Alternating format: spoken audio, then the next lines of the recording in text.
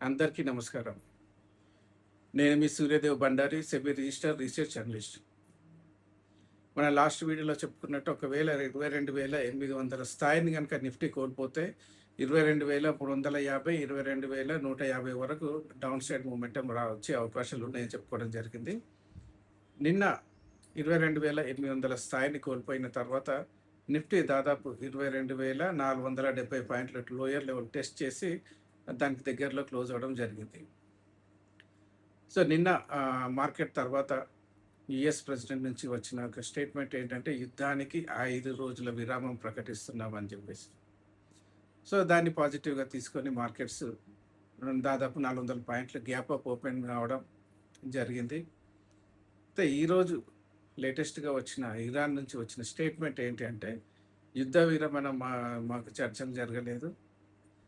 కేవలం ఒత్తిళ్ళ వల్లనే US president నుంచి అలాంటి స్టేట్మెంట్ వచ్చింది. మేము విరమించలేదన్నది.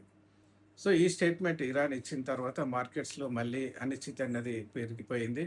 హయ్యర్ లెవెల్స్‌లో మళ్ళీ ప్రాఫిట్ బుకింగ్ అన్నది బిగిన్ అవ్వడం చూస్తున్నాం. సో, 22,800 స్థాయిని మళ్ళీ బ్రేక్ డౌన్ చేసే అవకాశాలున్నాయి. రాబోయే రోజుల్లో ఇంతకుముందు చెప్పినట్టుగానే 22,350, 22,150 లెవెల్స్‌ని టెస్ట్ చేసే అవకాశాలైతే కనపడుతున్నాయి.